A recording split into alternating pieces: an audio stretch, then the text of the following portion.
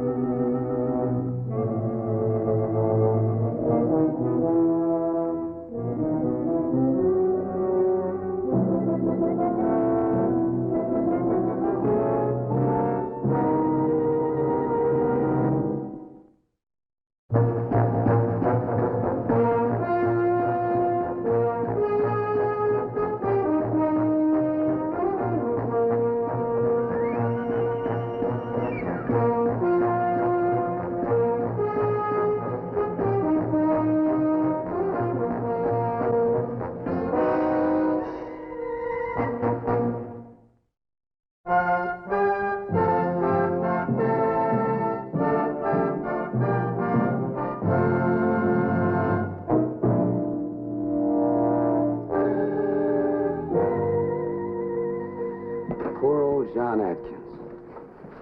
Bring the wagon, Hank. Right, Smitty. Your last night sometime, you think, Joyce? Looks like it. But why, Smitty? Robbery, you think? I doubt it. John didn't have anything worth stealing anyway, did he? I wouldn't think so. Right between the eyes and from close range, too. He couldn't have had much warning.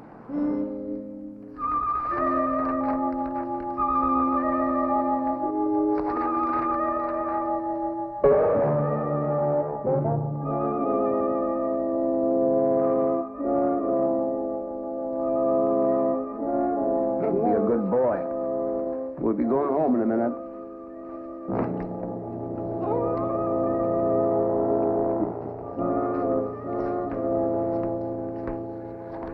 If you're looking for something special in that issue, maybe I can help. No, thank you.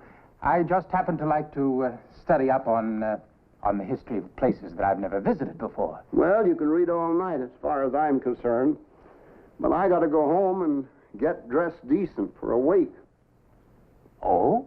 An old friend of mine was murdered by some varmint last night. Murdered? Is that so? Yeah. Old John Atkins. Shot. Funny thing, I always thought he'd drink himself to death. Poor devil. He used to hit the bottle pretty hard. Many is the time I sat with him through a session of the DTs. Now I got sit with him through his own wake. Well, I'm terribly sorry to have kept you, Mr. Mickles. Angus, name. Well, thank you, Angus. Angus. Huh? Well, good night. Good night. Good night.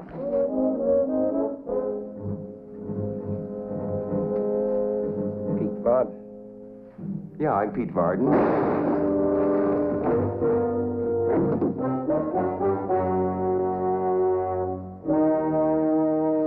Thank you very much.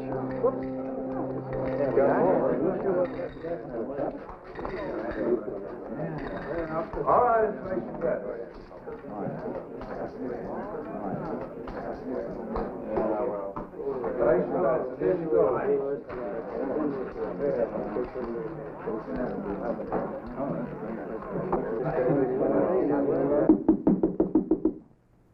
Yes?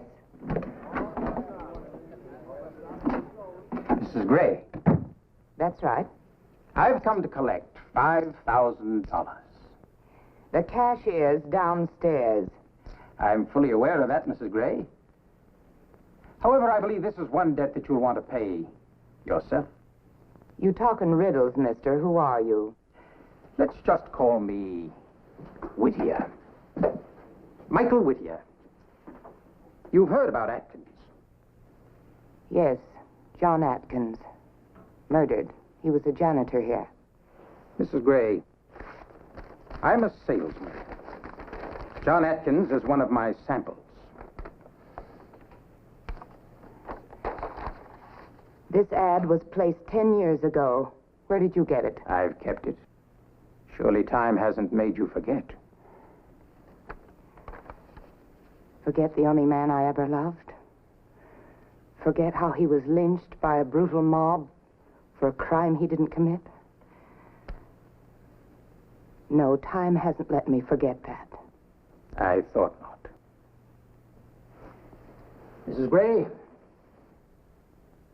Atkins was one of the 6 men who lynched your husband. Can you prove that? I was there. The night they took your husband out of jail. I have a little souvenir for you here. A button from the shirt of Atkins. Another from the late Pete Varden. Pete Varden? He was a friend of my husband's. Varden hated your husband. Your husband had money and power. Men like that are often hated. Mrs. Gray, you owe me $5,000. This says I want all 6. You'll get the money when the job's finished. Fair enough. But I'll want a down payment as an indication of your good intentions.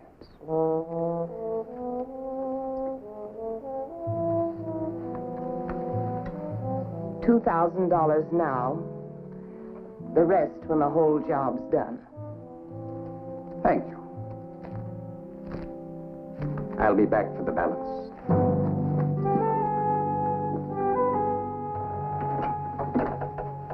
Good evening, Mrs. Gray.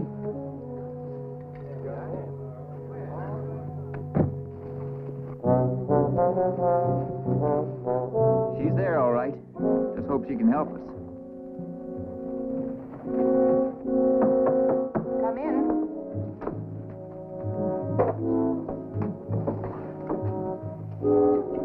Well, the strong arm of the law.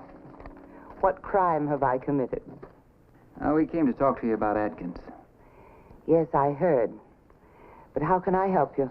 Well, after all, he did work for you. Yes, but I rarely ever saw the man. He was just the janitor here. Even so, I was hoping you might give us some lead. Did he quarrel with anyone that you know of? Not to my knowledge. Had he received any large sums of money lately? Atkins? Certainly not. He didn't even get paid till next week. Oh, well, it was worth a try, Smitty. 2 identical murders, both men shot between the eyes, yet one man had nothing in common with the other, so far as we know. Boy, this one's really got us stumped, Mrs. Gray. I can imagine. You know of any connection between Atkins and the other victim? No, I'm sorry. As I said, I rarely saw the man. Now, if you gentlemen will please excuse me, I'm quite busy tonight.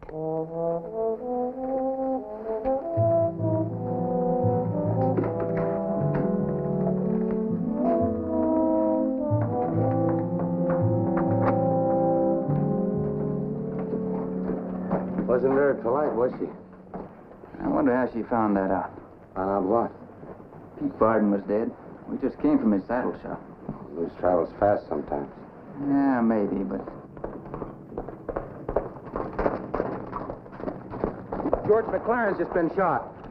Where is he? In front of his hardware store.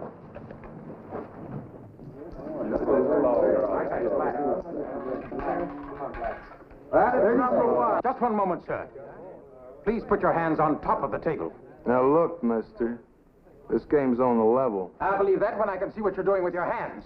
What's the trouble? This man was manipulating this wheel. I've been watching him for quite some time now. You better pick up your money, mister, and try your luck somewhere else. No, indeed, sir. I intend to stay right here until I get an honest spin. Now look, I don't have to throw you out. That's enough. If you've got any complaints, make them to me. Not much doubt about it being the work of the same man, is there? Same trademark. Third button missing off his shirt, just like the other two. I think I'll have another talk with Maple Gray. But George McLaren is loved by everyone in this town. The police will pull out all stops to find out who killed him. They've already been asking questions. Why? Because Atkins worked here. I wouldn't worry about the police if I were you. Policemen have little minds. They work in narrow channels. They're always concerning themselves with motives and witnesses. I plan my work so that I can control those elements. It's safer that way. For example, you're the only living person who could possibly give them one whit of information about me. You'd better leave out of the side door. Very well, Mrs. Gray. I'm quite sure you won't talk. Because if you did, it would mean that we'd both hang. Wouldn't it?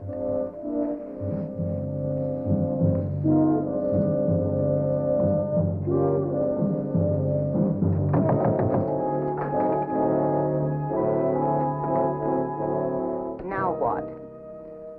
I'm a little curious about something, Maple. When we were here a few minutes ago, George mentioned the fact that 2 men had been murdered. Now, we had just come from the scene of the second killing, and yet you already knew that 2 men had been killed. So? Now there's been a third killing.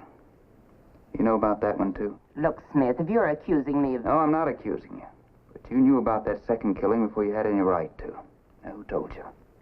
The answer is very simple. I don't count the murders in Denver. That's your business. If you'd said 6 men were dead, I'd have believed you. You're lying, Maple. I'm not lying. I just made a mistake. Is there any law against that? I don't know. Because I don't know what that mistake was.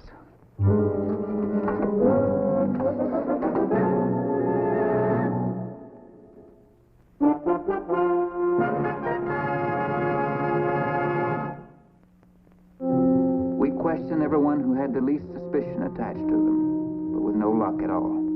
I was ready to follow any lead, no matter how slight it might be. This one didn't want to come. Well, you weren't wearing your badge. I didn't realize who the gentleman was. I'm a detective. Oh, yes, I know that now. Would you sit down, please? Thank you, sir. May I ask what this is all about? Suppose we start with your name. Whittier. Michael Whittier. When did you get to town? Well, now, what is this all about? Would you just answer the questions, please? Well, I've been here about 3 days.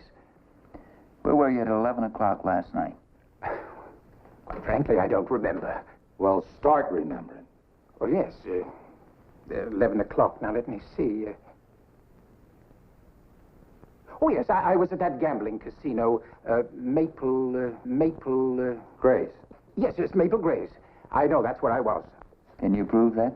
Oh, certainly. It was just about 11 o'clock. Yes, I was there for quite some time, and I caught one of her dealers cheating. I made quite a fuss.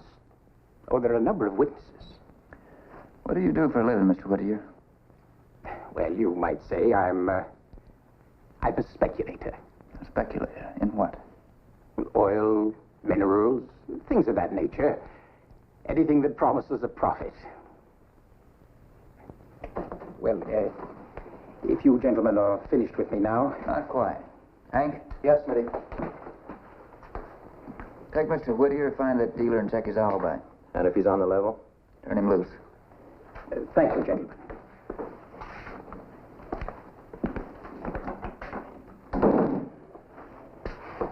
Smitty, why are you especially interested in you?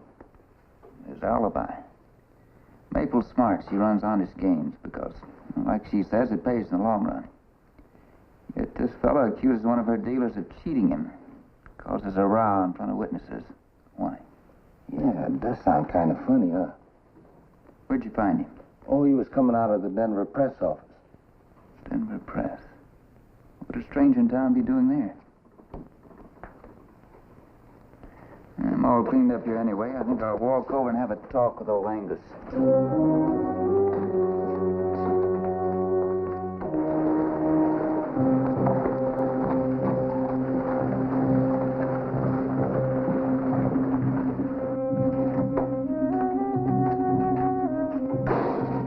Howdy, Angus. Whoa, Tom. What brings you to my musty domain? Idle curiosity, probably. Did you have a fellow in here a little while ago wearing a striped suit and steel-rimmed glasses? Yeah, there's in a couple. 3 times, as a matter of fact. You know him? No, he's a stranger to me. Why? Just curious about that fellow. Whittier says his name is. What do you want in here? All he ever did was sit over there and read that old volume of past editions. Well, that's odd. He never did ask you anything about Pete Varden or McLaren or Johnny Atkins, did he? No. You aren't thinking that... Just checking out every lead, Angus. What did he talk about? We didn't talk too much. Seemed to enjoy reading. Said he liked to study the history of the place. That a little unusual? It sure is. About the only person that ever came in here to read those old papers was somebody that wanted to check on the gossip. So as to bring it up again. Part of a page cut out here, Angus. Well, that's mighty strange. Yeah, it is, isn't it? I'd like to know who in the world would dare come in here and mutilate these old issues like that. Well, that is something... Angus? Tell me something. Does Maple Gray ever come in here and read these old editions? Maple Gray? Good Lord, no. Why? Just wondered. Thanks, Angus. Yeah.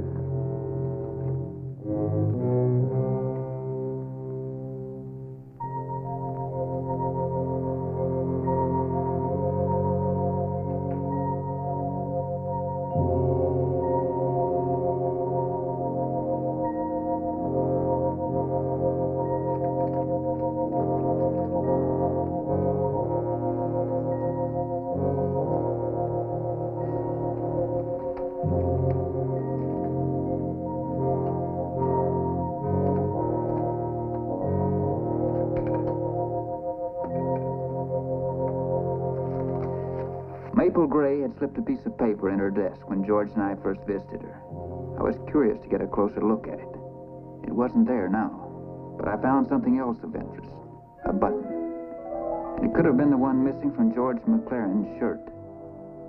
I was more anxious than ever now to find that paper.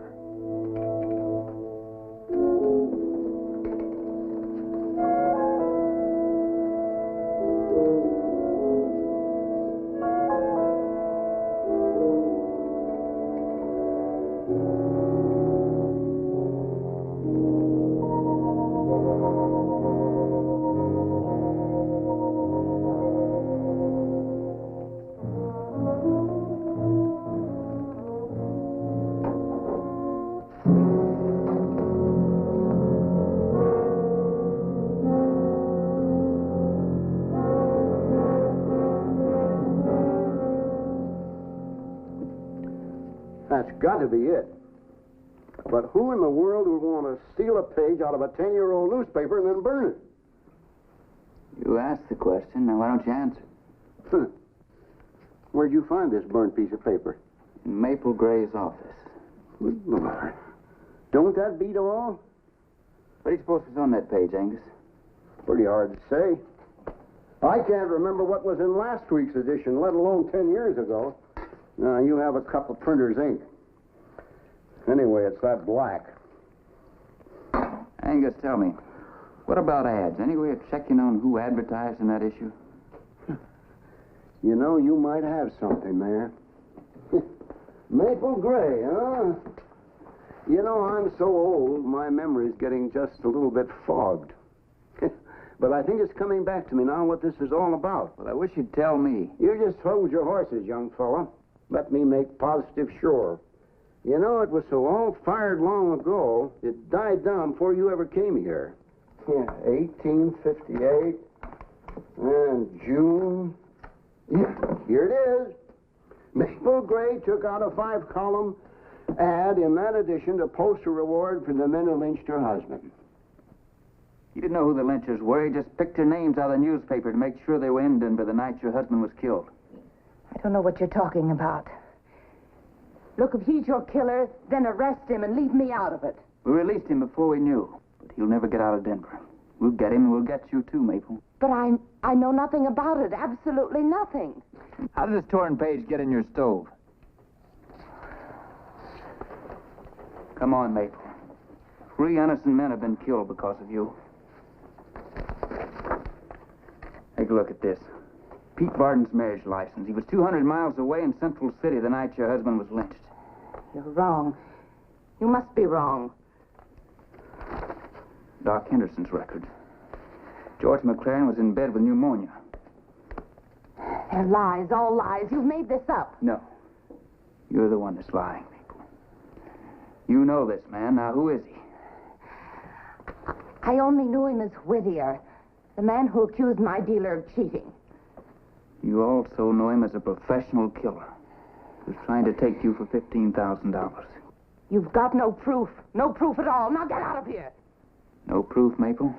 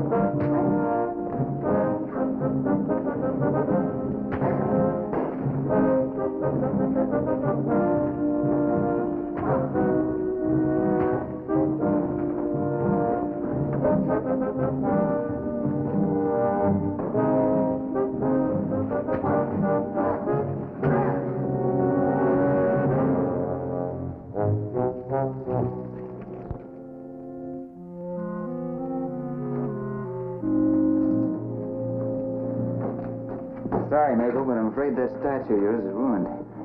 That's the least of my worries now. Let's go. Mabel had always told her customers not to gamble unless they could afford to lose. She should have taken her own advice, because she was playing in a game in which nobody can afford to lose.